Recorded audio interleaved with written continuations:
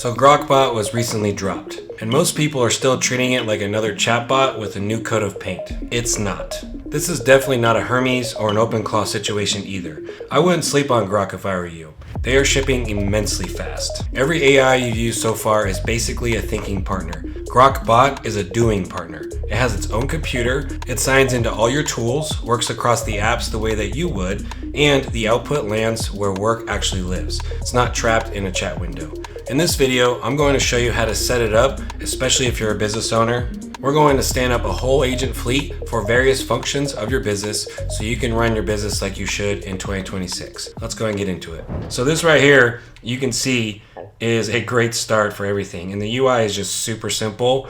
We'll get into it here in a second. But if you just scroll down, I mean, some of the animations that they have, which is great, it's all baked into the UI, just makes it super easy.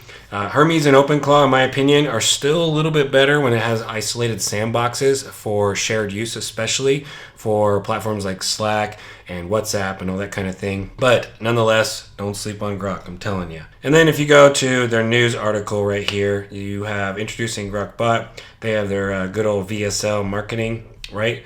Pretty self-explanatory, but let's save that for another time. If we actually just go ahead and dive into the actual application, we have the actual application itself. So you can see right here, I have my fleet of agents, which I have now inside of here about 15. And it all started with Eve. My family and I are big WALL-E fans, or Disney and Pixar, if you know that. And I stood up Eve quite a while ago when OpenClaw first came out. And I'm like, who should I use, right? So I stood up Eve as chief of AI staff, and I basically rely on her for nearly everything. We did YouTube videos. She knows exactly about intelligence around top of funnel, some of the other businesses that we run. You basically just brained up everything, right? You really want her or your AI agent or whatever you name to really understand your business, understand you, your goals, because this is, in my opinion, true leverage. Your first agent should be an extension of literally you.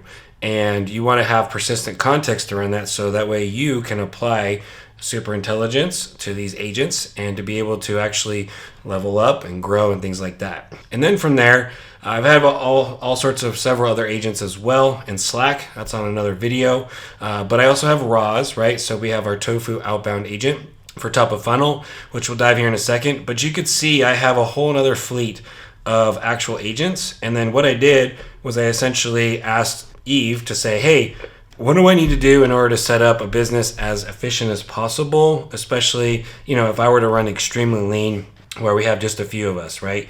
And it said, oh, let's just go ahead and do this. Let's do that. Let's organize everybody here. Let's propose this, all of that kind of stuff, all of the job titles, right? And I was like, cool, let's do it. I was like, let's go Disney, Pixar for the most part, and let's do the avatars. So it laid out all the things. I selected all of the names. So we have Amara. So Amara is a client delivery account manager. We have Edna, no capes, right? Director of HAR, which is human and agent resources. We have Marlo, okay, which is CMO for paid and performance. So Mario will run ads for us.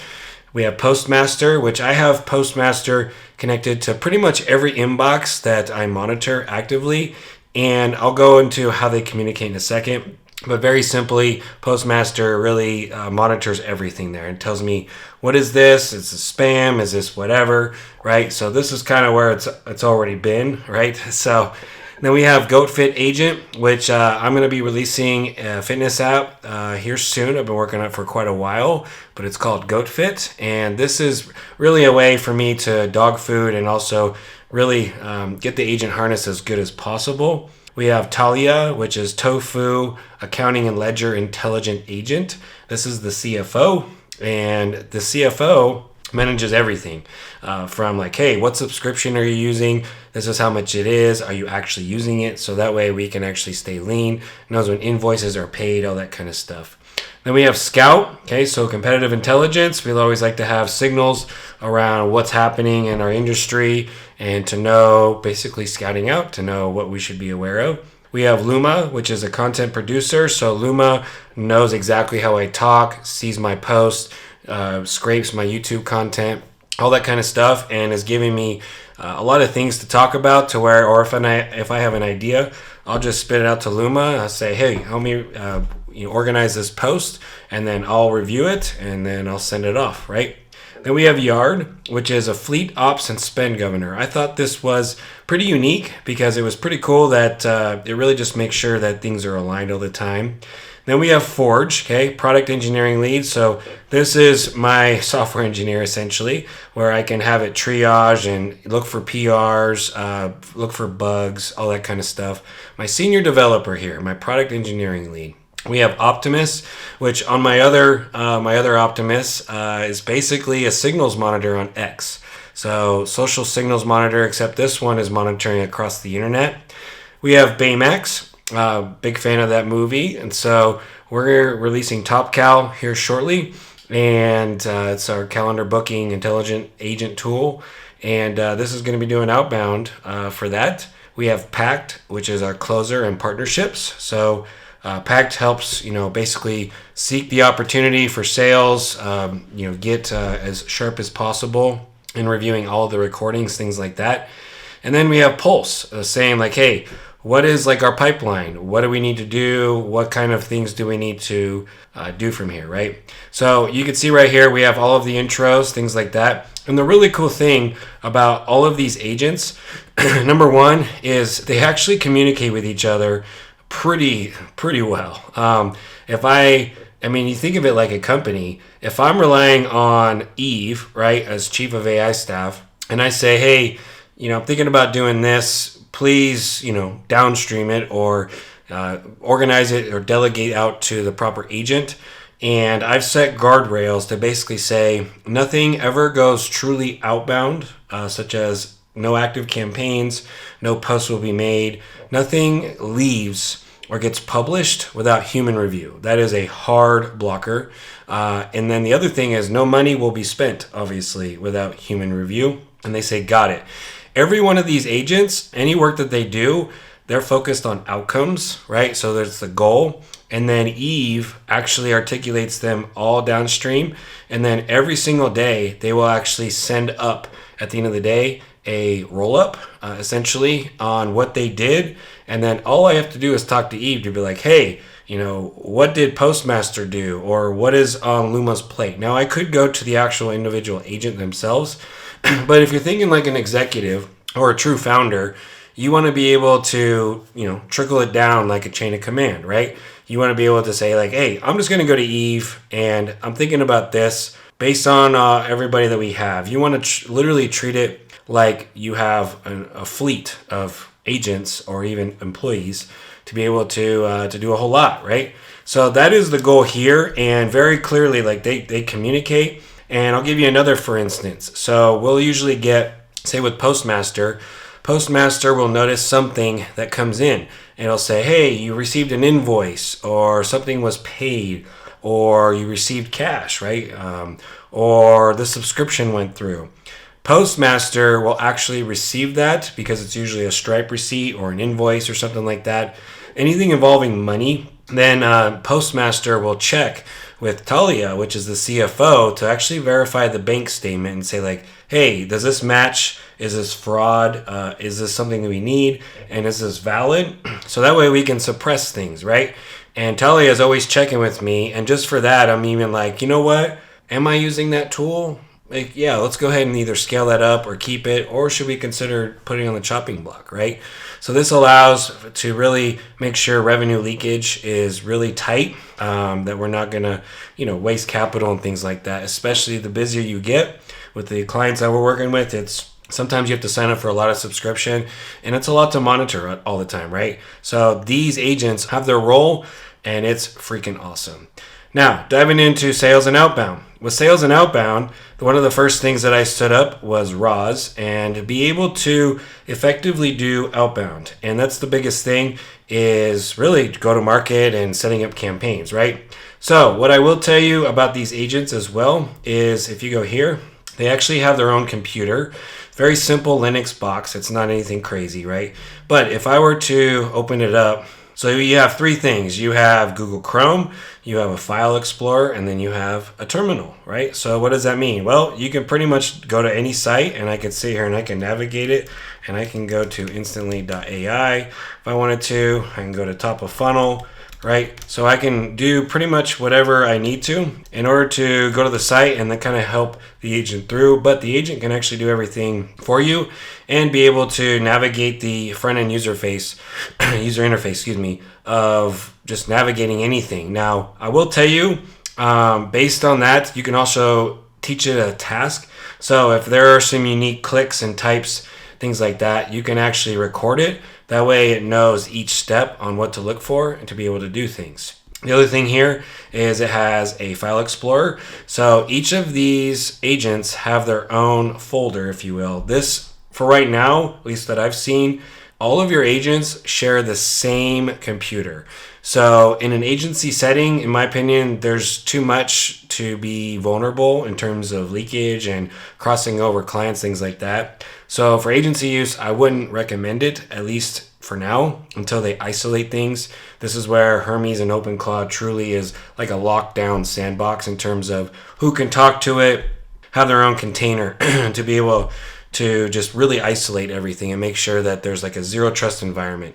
So it does have its own computer and file system, but each agent does have persistent context on their actual job, right? And they can also see who's what. So it does have pros and cons to be able to do a whole lot of things here. And then you have your terminal. So the terminal obviously comes in clutch because we need to be able to do CLI tools, right? And be able to execute curl commands and all sorts of things, which leads me to capabilities. So with RAWs, I basically had to install CLI tools, which if you go to our website or any CLI tool, really, if you go to topoffunnel.com, go to resources, we have agent tools and CLIs.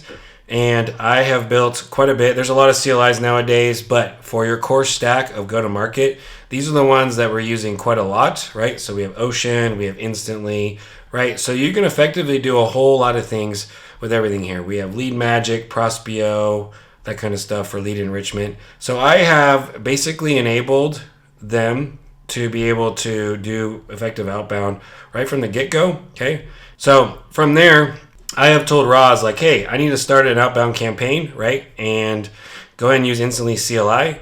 And you could see right here that we have Grok Bot campaign. And I said, just create a campaign. I just want to make sure it works.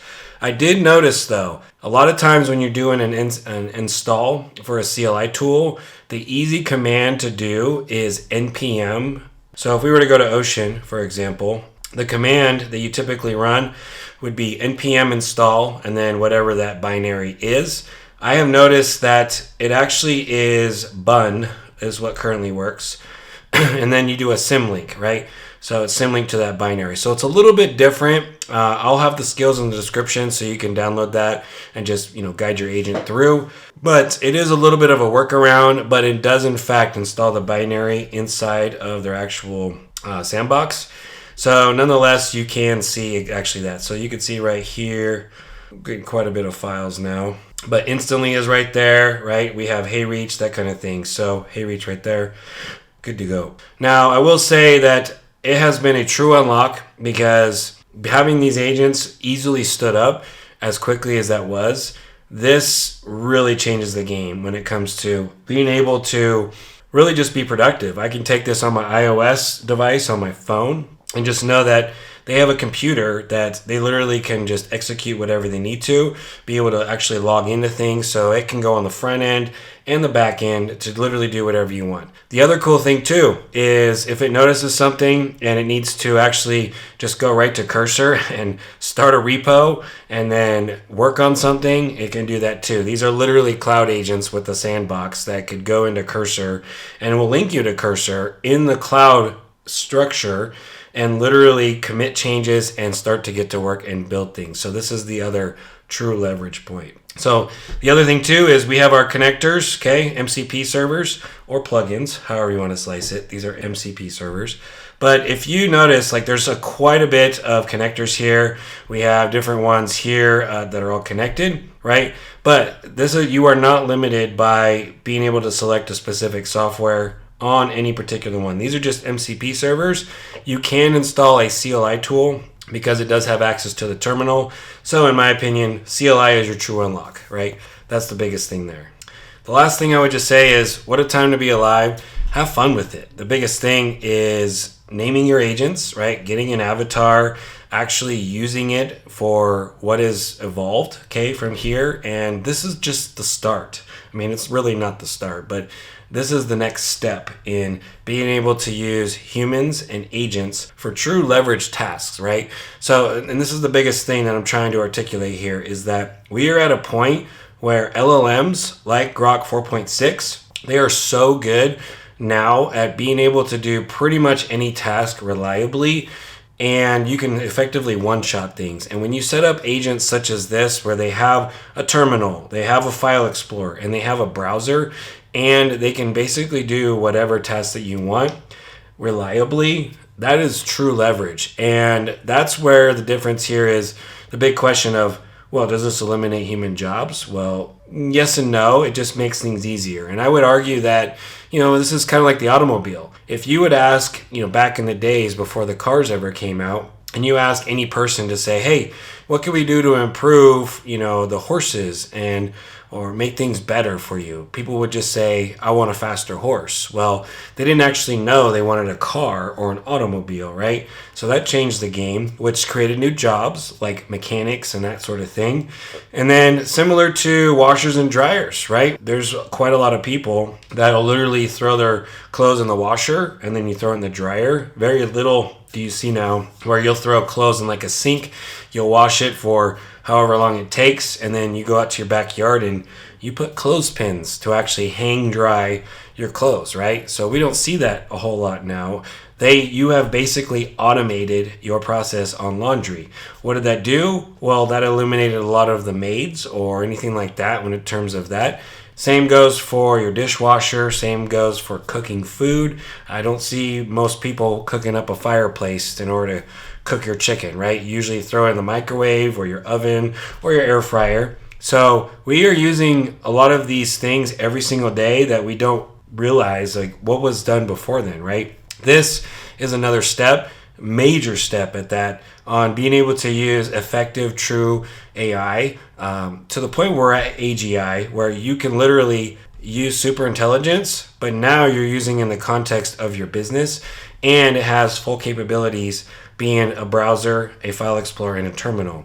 So I encourage you to get really familiar with it. Go ahead and set up, your company, if you will, and make sure you establish guardrails around nothing gets posted out, right, as far as published, without human review, because that is true.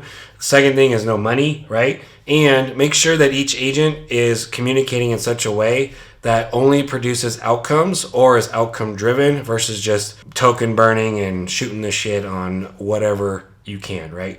I mean, you gotta have fun with it too. So that's Grok Bot. Not another chatbot with a new coat of paint. It's a doing partner with its own computer. Connectors where they exist, skills and CLIs when you need to cut through all the noise, and a proper fleet of AI agents so you can actually leave them all running so you can run your business as efficient as possible for both humans and agents. If you're already on Cursor Ultra or Super Grok, this is included already. If you want more of the Grok and Cursor side of the stack, I already pushed a walkthrough on Grok Build and how to run go-to-market work inside of that harness.